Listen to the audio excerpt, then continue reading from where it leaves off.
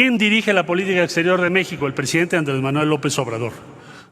Todos los méritos que yo he dicho aquí, que se los he compartido, todos se derivan de las decisiones, y no solo decisiones, orientaciones, precisiones, mensajes, llamadas del presidente de México, y es un privilegio formar parte de su gobierno. Muchas gracias a todas y a todos.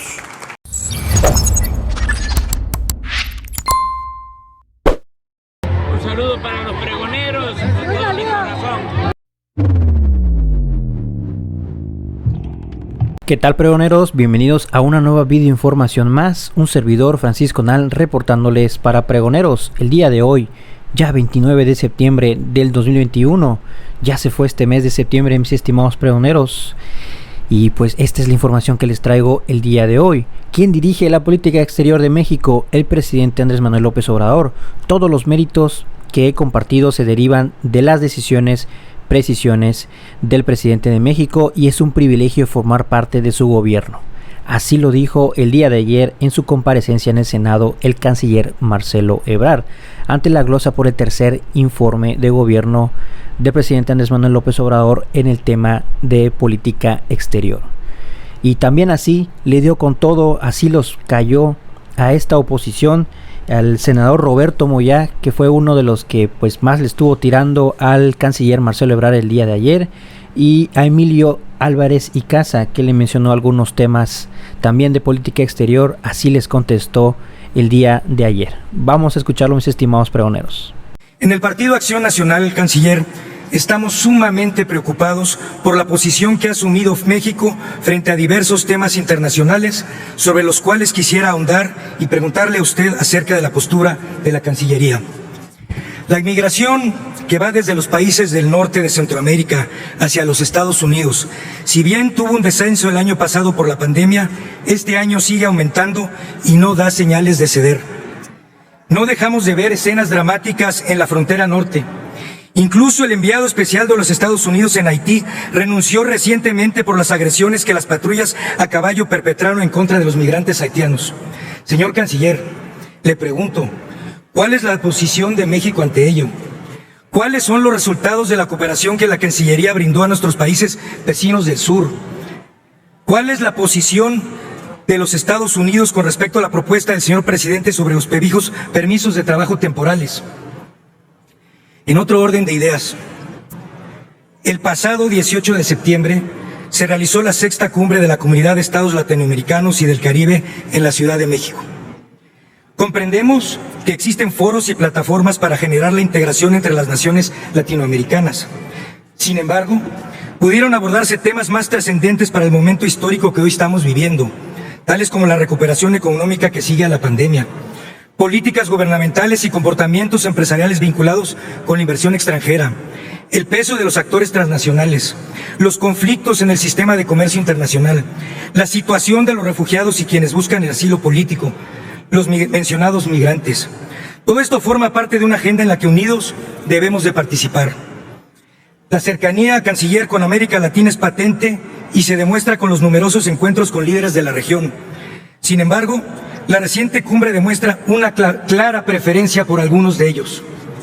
¿Por qué México invita a Cuba y a Venezuela, cuyos gobiernos son tan cuestionados en la región, y no asisten los presidentes de Chile y de Colombia? La vocación latinoamericana no debería ser solo para acercarse a gobiernos del mismo símbolo político. La política exterior de México debería acercarse a todos por igual. De cara al futuro inmediato, le pregunto también, señor canciller, ¿qué lugar ocupará la CELAC en la política exterior mexicana? ¿Qué va a pasar con la Organización de Estados Americanos? Canciller, las imágenes que vemos en la frontera sur y en la frontera norte son una vergüenza. Nos duelen profundamente. Organismos internacionales han levantado la mano, la voz, la alerta. Es una vergüenza lo que está pasando. No quiero dejar de señalar. Le voy a dar un video, dura 1 minuto. Por favor, vean. ¿No? Es inaceptable.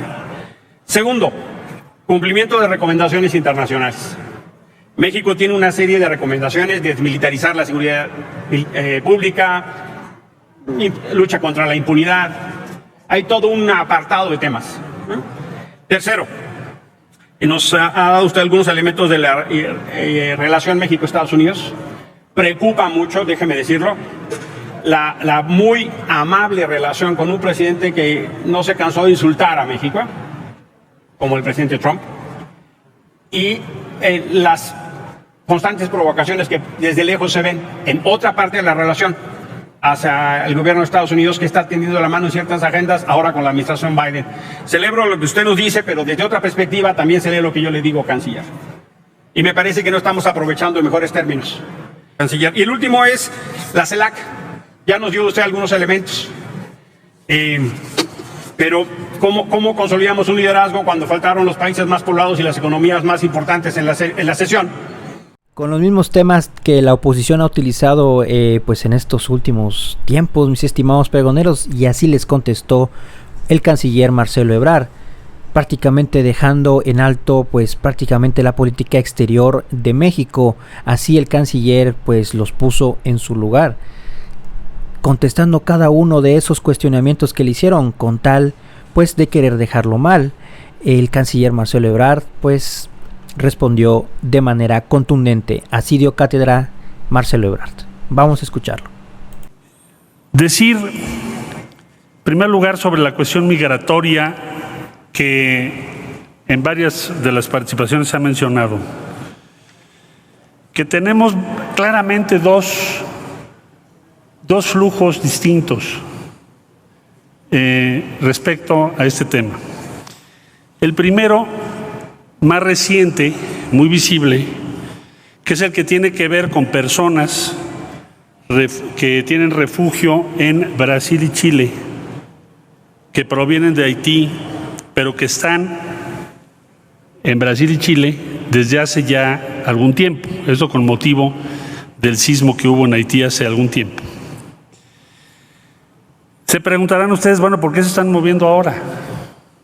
¿Por qué hay un flujo del sur hacia el norte reciente? Bueno, les digo a ustedes que la razón primordial de este flujo en particular tiene que ver con un anuncio que hizo el secretario de DHS en Estados Unidos respecto a la ampliación del plazo para las personas en Estados Unidos que están dentro de Estados Unidos, que son de origen haitiano. Les ampliaron el plazo para regularizar sus procedimientos migratorios. Sin embargo, como resultado de ese anuncio, de varios países se empezaron a mover diciéndoles a estas personas que tienen ya condición de refugio que hay que llegar a Estados Unidos lo más pronto posible para que les den ese beneficio en Estados Unidos. Por lo que vemos, por lo que sabemos y por lo que ha hecho o dicho el gobierno de los Estados Unidos, no es así. No hay una disposición legal en Estados Unidos que favorezca eso. Es decir, sí hay ampliación del plazo, pero no para las personas que están fuera de Estados Unidos. Entonces, primero, no vienen de Haití, vienen de Brasil y de Chile. Dos, se están moviendo ahorita por una determinación mal interpretada, si se quiere, de una autoridad en los Estados Unidos. Tres, ¿qué es lo que ha hecho México frente a ese flujo? Bueno, en primer lugar, no les podemos ofrecer refugio a muchos de ellos porque ya son refugiados. No puede ser refugiado en dos países al mismo tiempo. Pero de todas maneras, a quienes no tienen la condición de refugio, se les ha ofrecido refugio y al día de hoy, según lo que nos informa la Comar, hay 13,255 personas con esa condición o que van a tener esa condición provenientes de Haití. ¿Qué sabemos que va a ocurrir en los próximos días? Bueno, tuvimos una reunión y estamos en comunicación con las cancillerías de otros países, Panamá, Colombia, Costa Rica, Nicaragua, Honduras, El Salvador y Guatemala. Y entonces sabemos que hay movimientos, pero no sabemos todavía de qué tamaño van a ser. ¿Cuál va a ser la posición de México? Pues que se respete la ley en México, que quienes deseen condición de refugio se les va a dar. México es de los que menos rechaza condiciones de refugio. Nada más para darles una idea. Hace poquito más de un año, el total de personas solicitando refugio en México no rebasaba 10,000 personas. Este primer semestre llevamos 64,378. ¿Quiere decir que el flujo aumentó 10 veces? No. Quiere decir que la política mexicana en torno al refugio ha sido más activa o más proactiva, si se quiere. Entonces, a esta fecha, 64,378 personas han solicitado refugio en México. Debo decir que las imágenes a las que hace alusión el senador Álvarez y Casa indignan a todas y a todos, empezando por el de La Voz y los compañeros de Gabinete de Seguridad y por los mandos del Gobierno de México. No debemos permitir por ningún motivo que se violen derechos humanos. Y por lo tanto se han suspendido y se solicitó al Instituto Nacional de Migración, por conducto de la Secretaría de Gobernación, que se suspendiera y se investigara y sancionara a quienes cometan atropellos a los derechos humanos. Eso nunca va a ser justificable. De la CELAC nadie se levantó. Brasil no ha participado en los últimos años. No es una decisión en función de esta cumbre. Esperamos que en un futuro Brasil se reincorpore. Sí estuvo Chile. Chile no asistió al presidente porque tenían su día nacional en Chile. México sí asistió a la cumbre que hubo en Chile, allá por 2013. Y también estuvimos en 2014 en La Habana. Y así sucesivamente en las diferentes cumbres que ha habido. Colombia decidió no participar en la plenaria porque estaba su presidente en Nueva York. La vicecanciller también se fue a Nueva York. En síntesis, en esa cumbre participaron 17 jefes de Estado, un vicepresidente, 12 cancilleres y ministros, y ojo, hubo 5 invitados especiales, empezando por el presidente del Consejo Europeo, Charles Michel, que estuvo presente como un saludo y reconocimiento al peso de América Latina y el Caribe. La CEPAL, que presentó cuál es la ruta que debe seguir América Latina y el Caribe para aumentar su producción de vacunas y salir adelante de la crisis sanitaria que estamos enfrentando. Tuvimos también mensaje del presidente de China y del secretario general de la Organización de las Naciones Unidas. Entonces, desde mi punto de vista, la cumbre no fue una cumbre de afinidades ideológicas. Participaron todos los países de América Latina y el Caribe que así lo desearon y así lo resolvieron, que son la inmensa mayoría. Faltó Colombia y Brasil, que no participa en CELAC desde hace varios años. Todos los demás ahí estuvimos. Y hay que perseverar. ¿Por qué Nicaragua expresó una posición muy crítica respecto a Argentina? Pues porque México, y en su caso Argentina con sus propias modalidades, le han externado o compartido, con todo respeto, porque no somos países, sobre todo México, proclive a la intervención en los asuntos de otros países, pero sí le hemos hecho notar respetuosamente nuestra preocupación por los acontecimientos referidos. Argentina lo hizo a su forma. Preocupación, inquietud, como también hemos manifestado en el caso de Venezuela que un diálogo es indispensable, y están dialogando.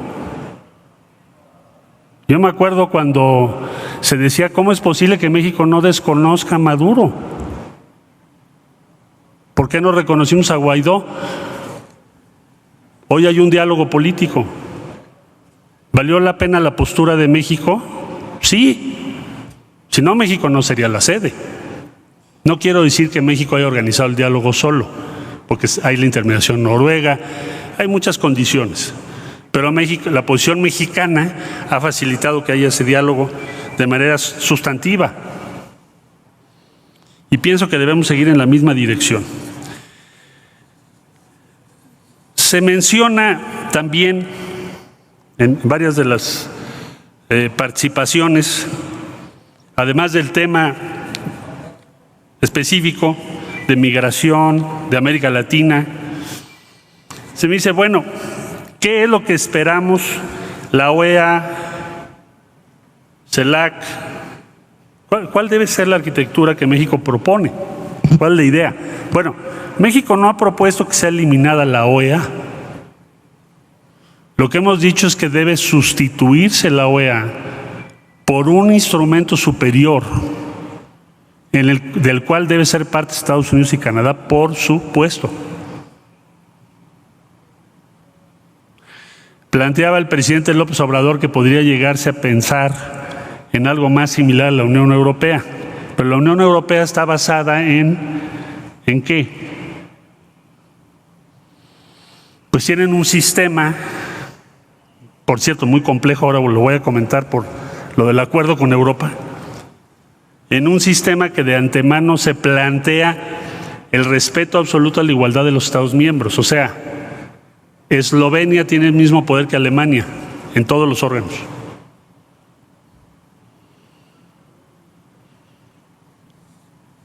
Entonces, la Organización de Estados Americanos debería evolucionar hacia otro tipo de organización. Por supuesto, Estados Unidos debe ser parte. El planteamiento es hacia los Estados Unidos. ¿Por qué México lo plantea? Porque el modelo de la Organización de Estados Americanos, al día de hoy, que ha sufrido ya 4 reformas, debe adaptarse a una nueva realidad geopolítica mundial. Se necesita otro tipo de acuerdo entre los países de las Américas, más paritario, más respetuoso. ¿Será posible? Pues es deseable. Entonces México lo que tiene que hacer es, o desea, o plantea, es trabajar en esa dirección. Bueno, pregoneros, es la información que les traigo por el momento. Así los cayó el canciller Marcelo Ebrard, prácticamente pues dando apunte por cuestionamiento de esta oposición ayer en el Senado. Gran participación, gran intervención del canciller Marcelo Ebrard y pues dejando en alto pues su puesto en la Secretaría de Relaciones Exteriores, pues más funcionarios como el canciller Marcelo Ebrard. Y bueno, pregoneros, si la información les gustó, ayúdanos con ese poderosísimo like y compartan la información. Nos vemos en una siguiente emisión, mis estimados pregoneros. Recuerden que la noticia está ahí y depende de todos nosotros el pregonarla. Nos vemos en la siguiente. Chao, chao.